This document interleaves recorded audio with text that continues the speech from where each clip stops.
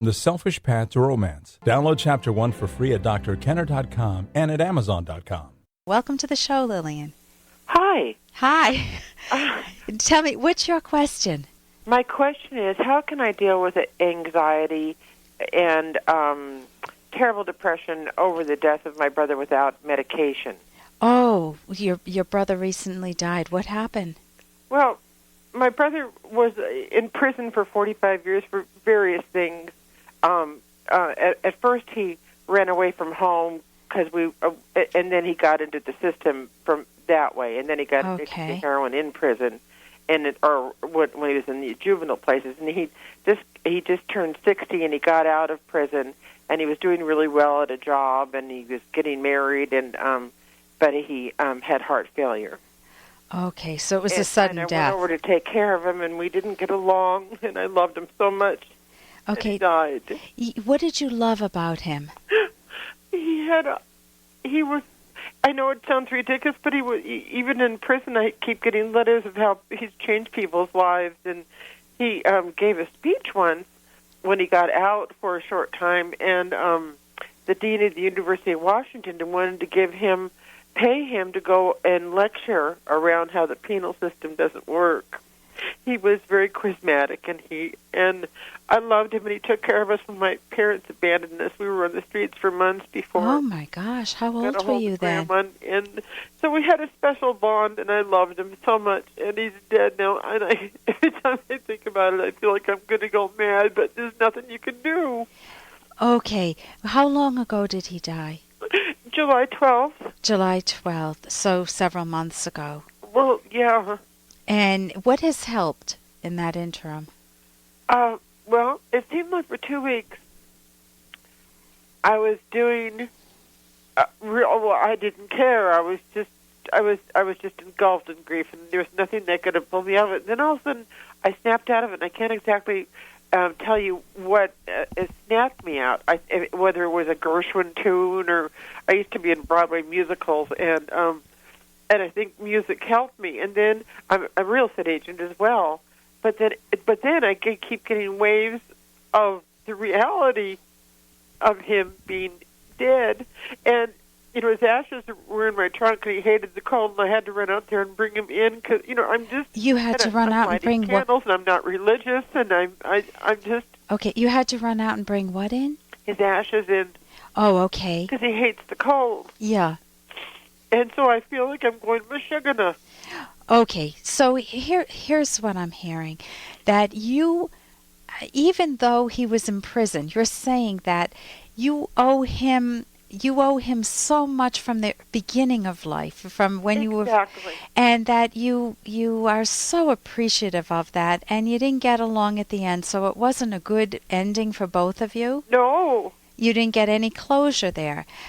But know that it's within you. Your capacity to love and appreciate is within you. That's a trait of your own. That's a character trait that you've developed over the years. Another person would have said, you know what, I hated him. I hated his guts. Now, there are things about your brother you probably didn't like because he was in prison, right?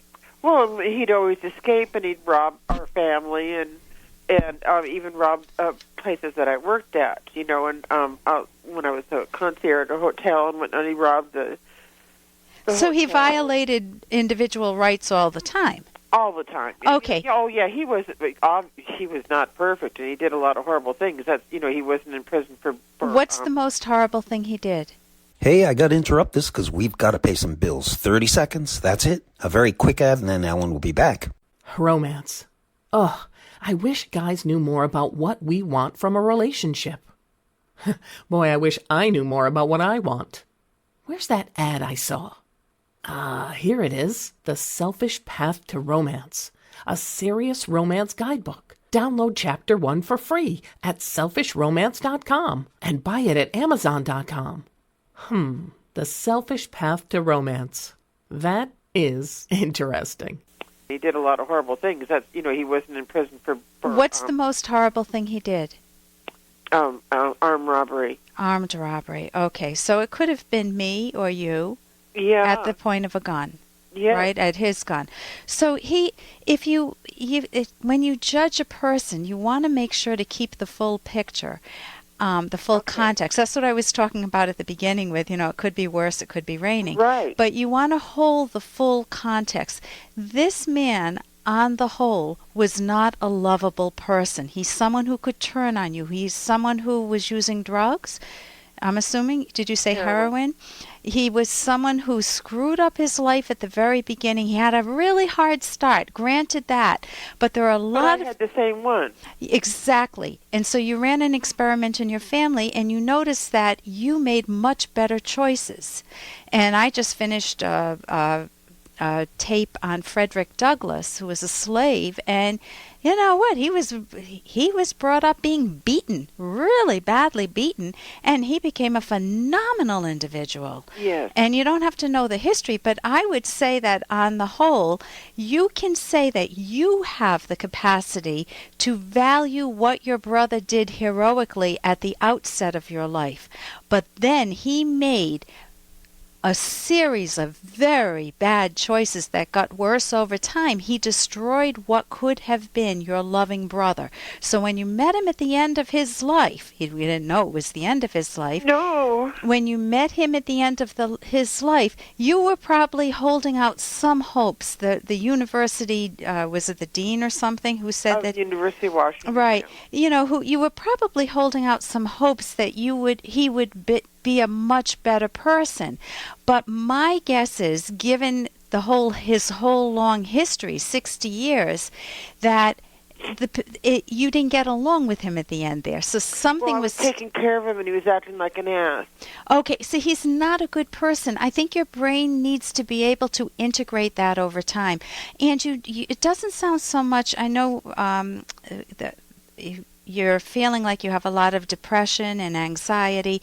That's normal. Anxiety is uncertainty, and you don't know how to place your brother in your own mind. Was he a good person or a bad person? Could you have done more, or should you have just dumped him at one point?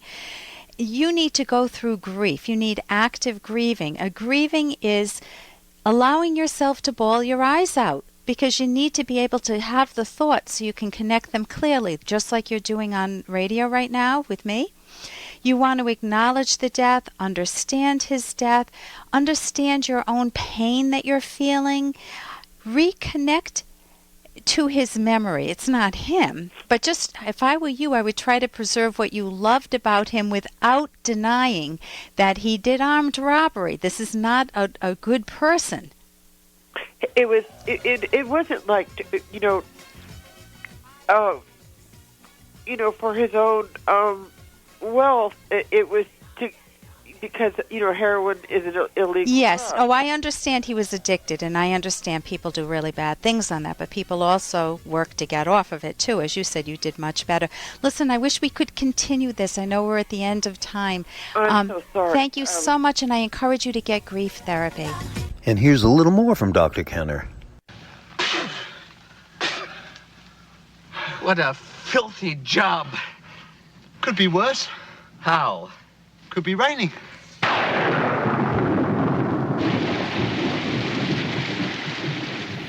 And that's a classic line from Young Frankenstein. And there are times when my husband and I are just frustrated with something, and we'll look at one another and we'll say, it could be worse. It could be raining.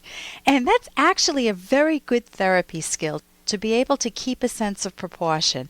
Even today I went out and I had to return some bedding that I bought. The sheets didn't fit.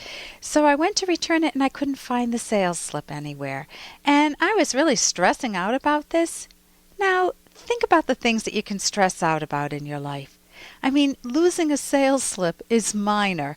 And one of the therapy skills is to keep a sense of proportion, to be able to say, it could be worse. You could have lost a lot more than just a therapy slip. Not a therapy slip, than a receipt for bedding. For more Dr. Kenner podcast, go to drkenner.com and please listen to this ad. Here's an excerpt from The Selfish Path to Romance, the Serious Romance Guidebook by clinical psychologist Dr. Ellen Kenner and co-author Dr. Edwin Locke.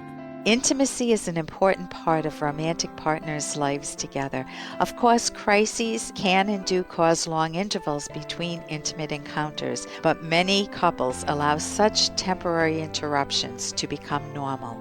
Young couples sometimes ask, is it true that sexual attraction normally fades as time goes on?